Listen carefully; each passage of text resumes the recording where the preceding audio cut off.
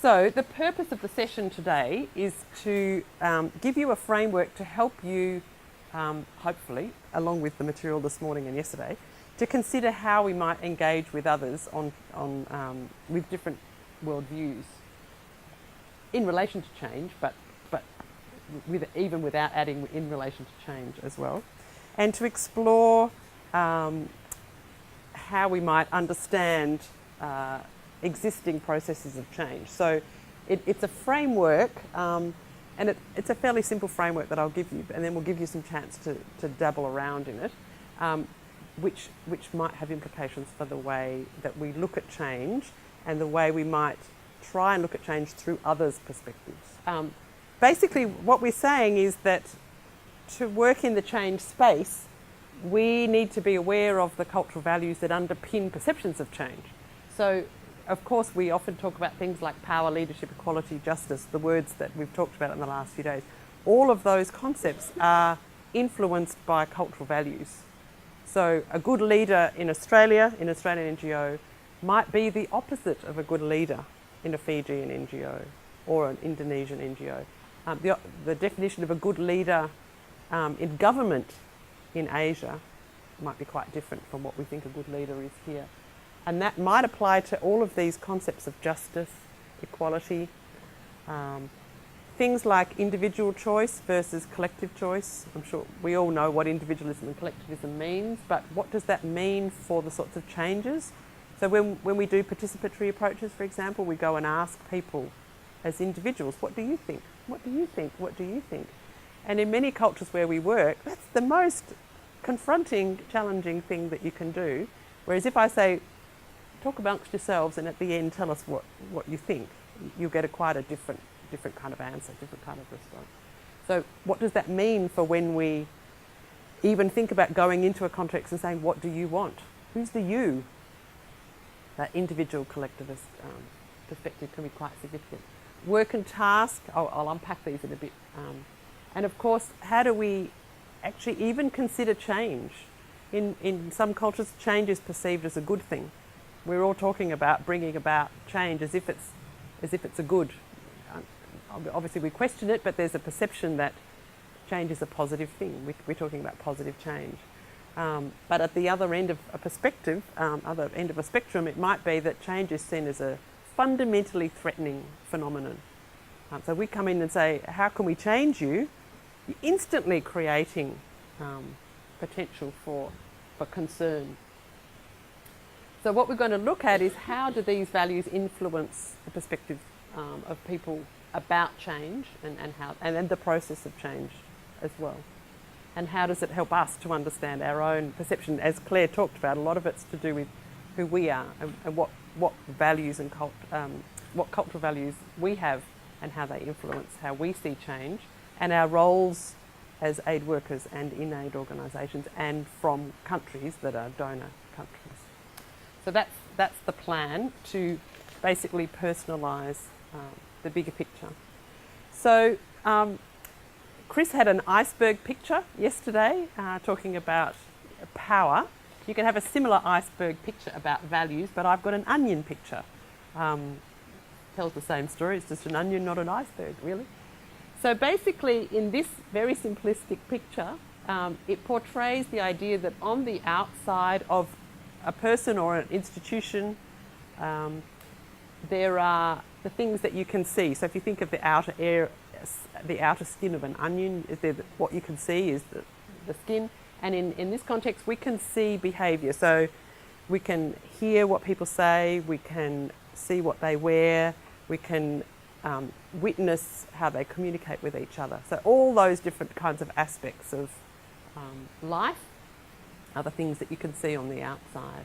And as Chris mentioned yesterday, just under the sea in the iceberg picture, there are norms and symbols that significantly influence behaviour. And this can be at the individual level or at the organisational level. So the norms might be, for example, the order that people speak in a village in Fiji, where everybody in that village knows the order, except the people who come from outside and just want to have a conversation with the community. You know, what are your priorities here? We don't know what the order is or why the order exists, And if we get it wrong, we can cause enormous offence. All we can see is what people are saying or who's speaking, but we don't know the norms that are behind that. Symbols are another interesting one. For example, we all know that when we see a building with a cross on it, it symbolises beliefs and ideas. But if we're not from a Christian faith and we see a building with a cross on it, we may not know what all of that stands for. We might know that it tells us something, but we don't know the whole story, the history, the symbols that indicate. Then at the core of a person or a society or an institution are the values. And the point of showing them here in this context is that often they're so deep inside, like Claire talked about this morning, they're just there. We don't even know what they are. We often don't name them and talk about them. And one of the manifestations of an individualist kind of culture is we often feel quite uncomfortable talking about those core values because we see them as private. The key thing for this picture for me is that the behaviour is underpinned by the values. So they're not like you can separate them out and say, well, I'm going to behave this way if my core values are saying I'm going to behave that way. It's very, very hard to separate them out. So when I'm doing this in a 2-day training program, I say to people, when we're involved in change processes in developing countries, are we about changing behaviour or are we about changing values? And people go, oh, well, it's not our role to change other people's values. Well, what are you doing then? Like, are you just trying to change behaviours in a superficial way when once you leave, they'll just bounce back to being consistent with the values that are at the core? So I don't want to go down that path for today. That's not the main topic. But it's just to illustrate that while that looks like a simple picture, the idea that the values are at the core and drive that norms and symbols and behaviours is the key to that. Any comments or questions?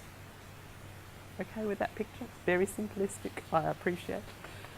Okay, so what I'm going to focus on now is a way of thinking about what might be the differences in values between people from different racial backgrounds or different contexts, different cultural contexts. Because, of course, we don't all have the same onion structure in ourselves, in our communities. We have variety.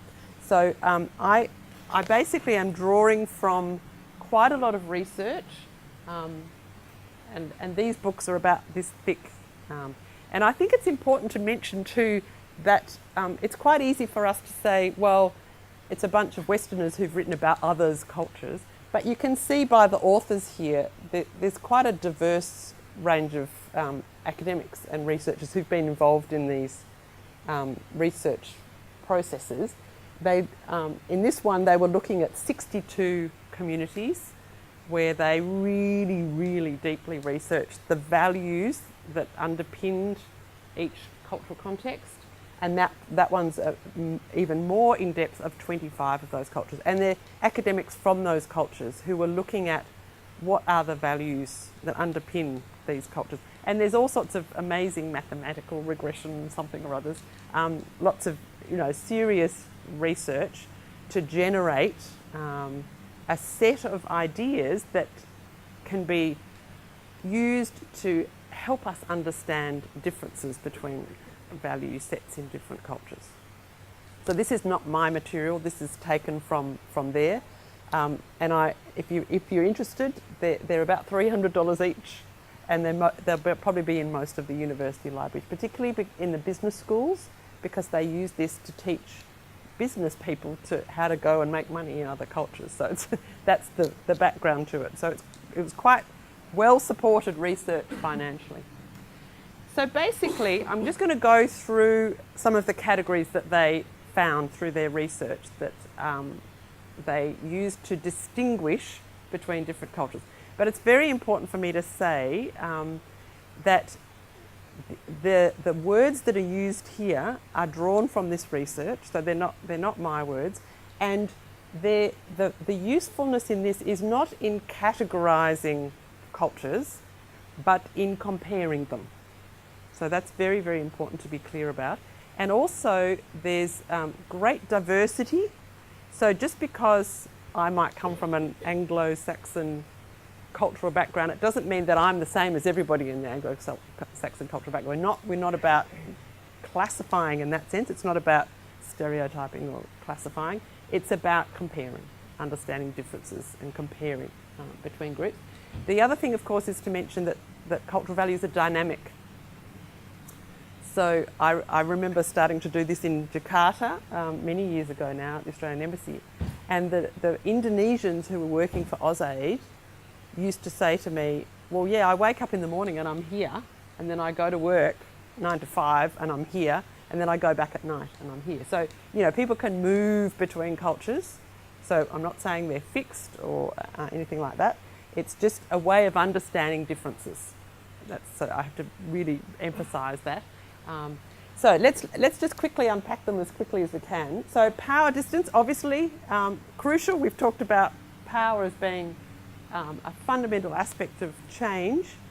It's the top one in this cultural research about different values. And it indicates, I'm going to use this board up here so it's accessible. Basically indicates that you can think of cultural values as being plotted along a spectrum where at this end there's an expectation that there's a low power distance.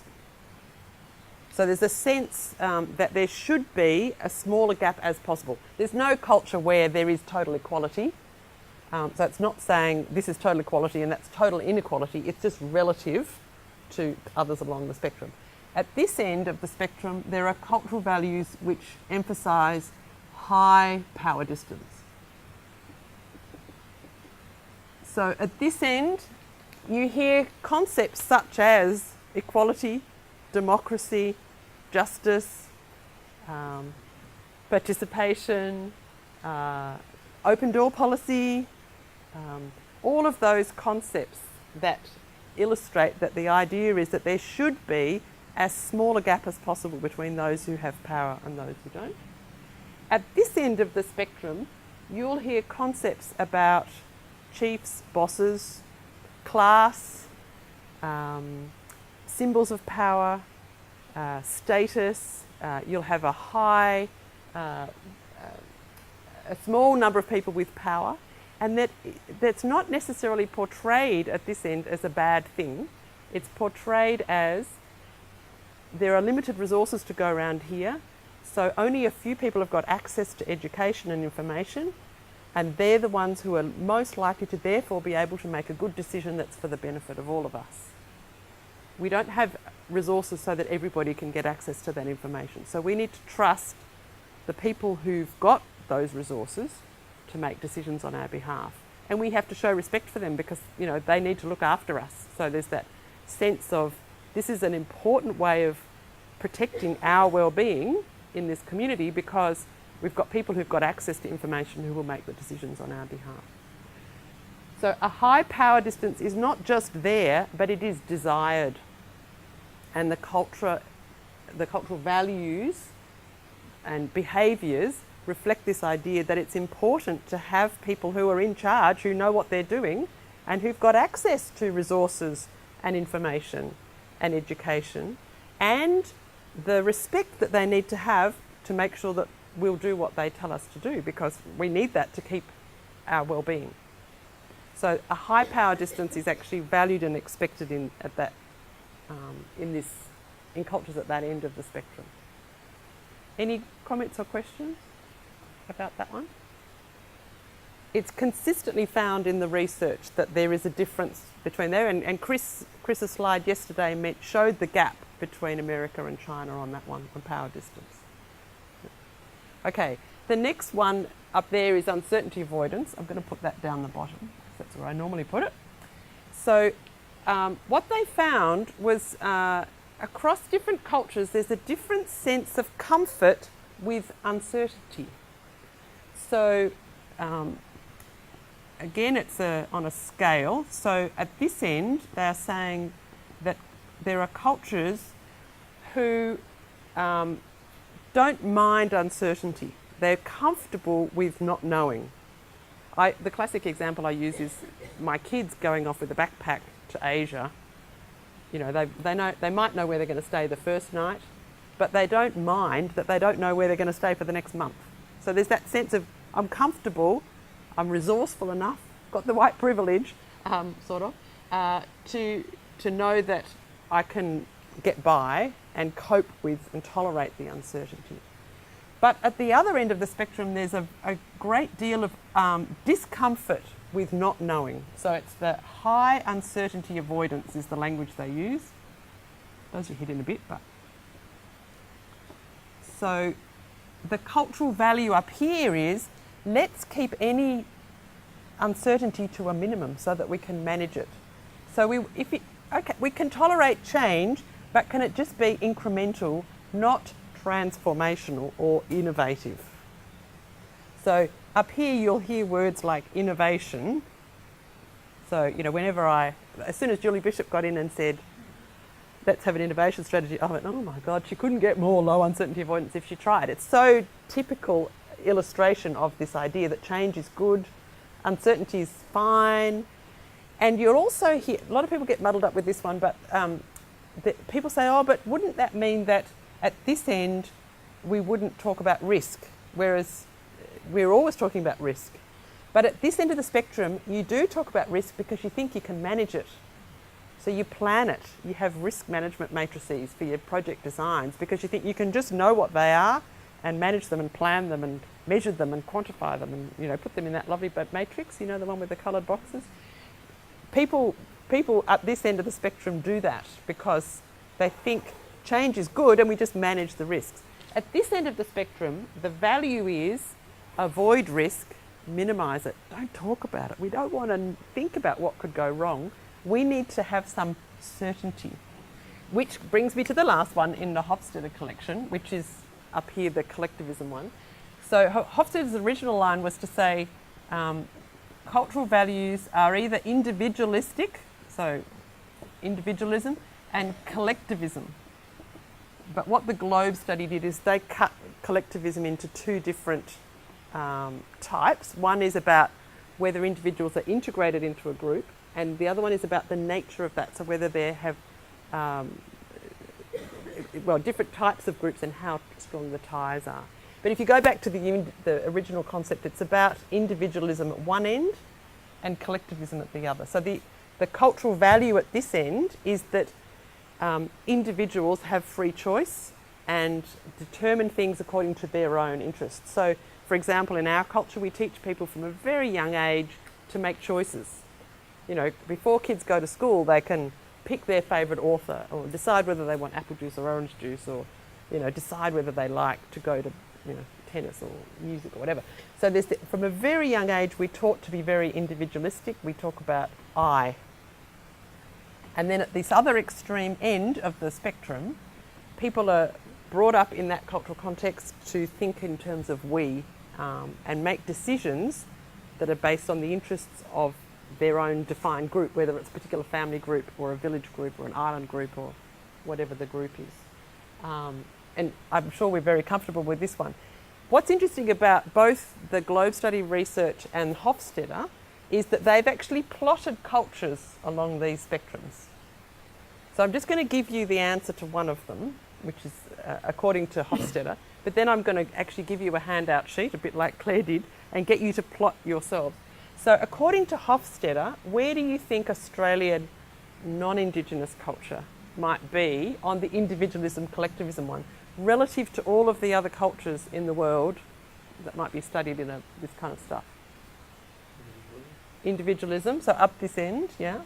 Can you think of a dominant culture that is more individualistic than us? US, absolutely. So according to Hofstede, number 1 in the world, US. Number 2 in the world, Australia. So assertiveness is another one, which is a little bit, to me, related to the task one.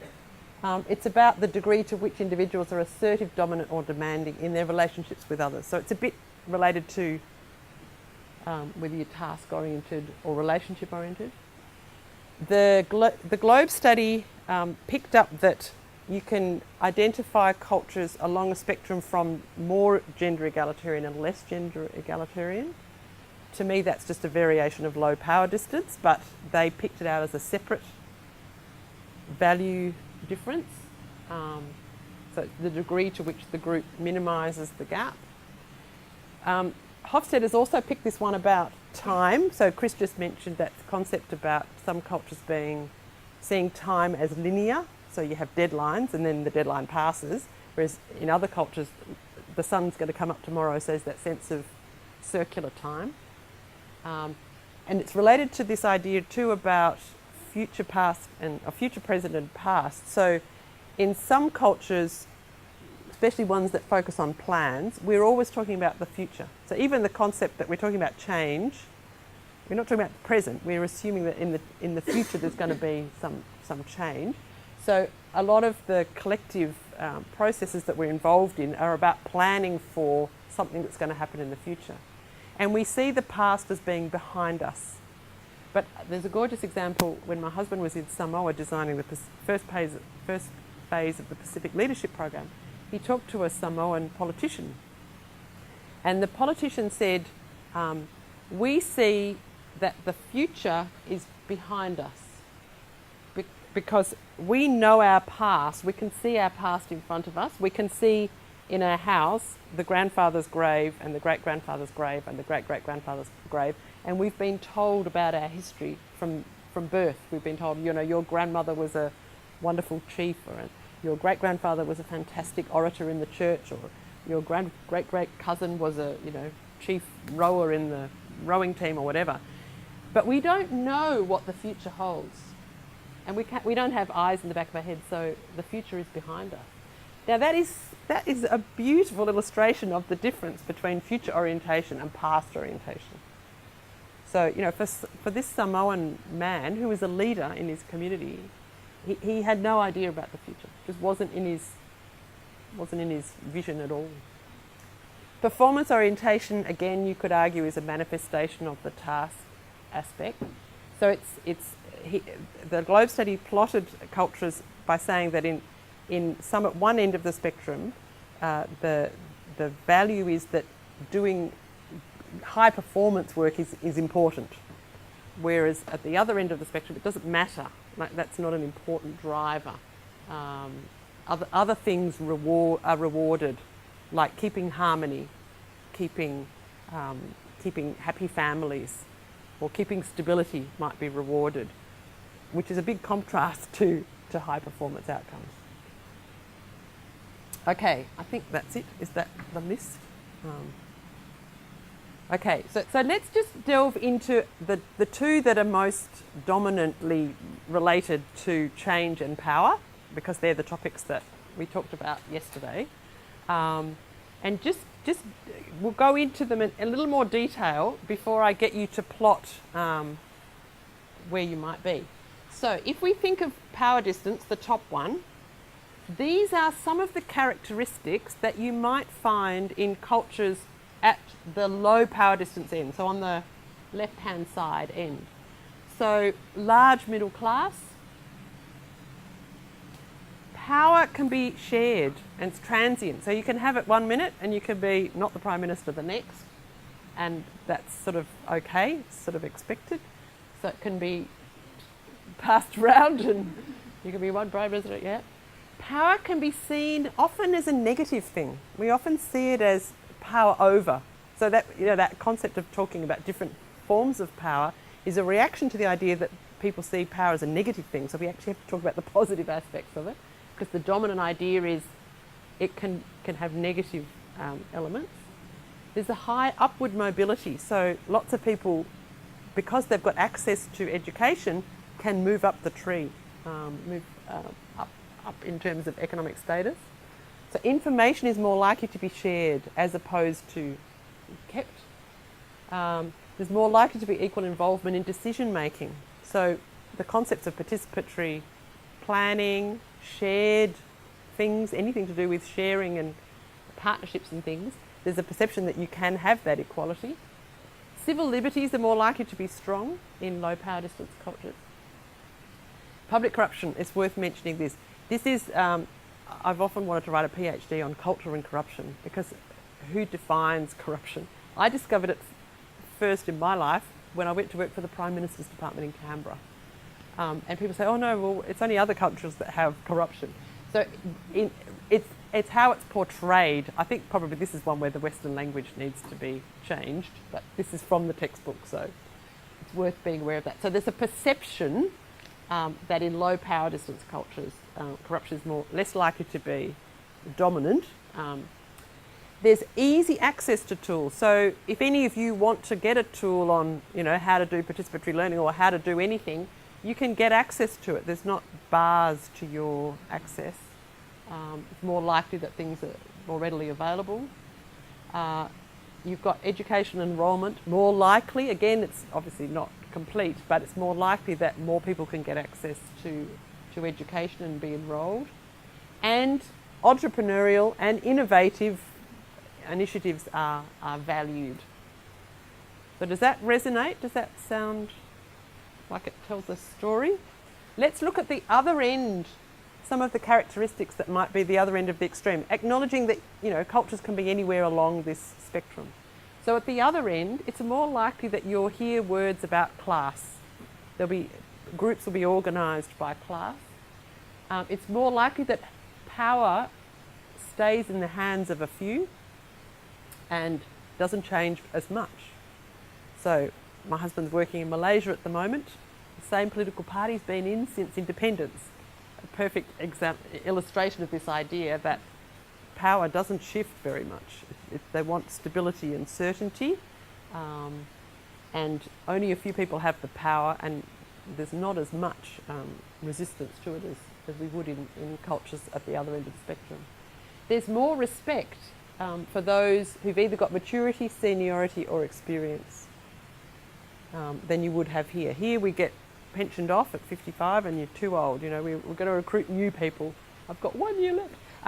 If I go to a developing country, my grey hair will be respected. It's just because I've been around, there's an expectation that the wisdom is there. Power provides social order, harmony and predictability. In theory, at that end of the spectrum. There's less likelihood of people moving up and down. Information is likely to be part of the power picture. So I've often heard Pacific people say to me, knowledge is power. I'm not going to give it away. You've taught me something. I'm going to hold on to this. I'm not going to go back to my workplace and share it. This will give me a chance to go up the tree and to be respected. So I'm not going to pass it all on to my workers. So we have this bizarre thing where we train people in Australia, and part of their condition of their scholarship is that they'll go back and train their workers. In my experience, it doesn't happen because, knowledge is power. You want to hold on to it. There's unequal opportunities for decision making. So only a few people get a chance to actually make the decisions that affect everybody else's lives. We talked about civil liberties and corruption. And as a manifestation of that, few have access to resources, skills and capacity.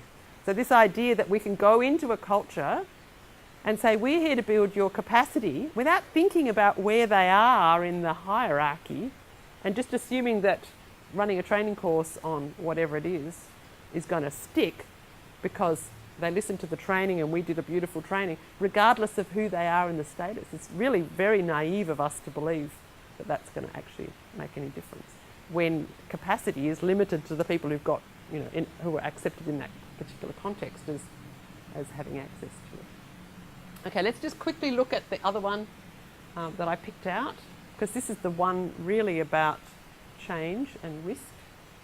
So in low uncertainty, avoidance, so back at the left-hand side end again, we've got a preference for doing things according to agreements, contracts, MOUs, legal documents. The focus is on documenting things. So we have plans that are written, and then once the plan is written and everybody's agreed to it and it's signed off, it's like, whoa, now we can really do something. And we keep records of things. Everything's sort of documented as evidence that everybody's agreed to it or everybody's on the same page. Then we have a whole lot of reliance on policies and procedures that govern how we behave. So we talked about, codes of conduct, ACFID, and we talk about operating procedures for, project management. We talk about all of these sort of systems. They're all documented at this end of the spectrum. We value innovation and consistent change. We're constantly restructuring, just a manifestation of low uncertainty avoidance kind of culture. We write lots of plans about managing risks. We have a greater tolerance for breaking rules, which is interesting because you wouldn't think that that would be consistent. But it's sort of like, well, to be innovative, we have to do things differently. So that means breaking the rules and constantly rethinking the rules and reshaping them. And there's less resistance to change. The other end of the spectrum, instead of MOUs, we prefer personal contact and relationships and trust. So you've read all the standard stuff in the textbooks about, when you go to a country to negotiate a business deal, that's where a lot of this material comes from. You've actually got to get to know people and build the trust before you're ever going to get to some sort of arrangement. So signing the MOU or the contract doesn't have the same meaning as it does at the other end of the spectrum. Reliance on word of mouth, informal relationships, way less concerned about recording and documenting plans. That's a very Western preoccupation with writing everything down. Avoidance of risk mitigation. So let's just not talk about it. And there's a sense that we prefer if people behaved predictably, please. Don't go doing deviant, odd, unpredictable things, because we prefer the certainty that comes with predictable behaviour. And there's generally a resistance to, you could write a PhD on resistance, but there's generally a sense that if we're going to have change, let's have it in an incremental way, led by our trusted leaders, based on not causing anybody to lose face, and where we've all decided that that's the change that we want to make. And it might be what we would call lowest common denominator kind of change, because it's what everybody agrees to, but it's the change that's preferred and tolerated, rather than this uncertainty created by constant restructure and new plans and new indicators and new systems and new definitions of what the world's all about.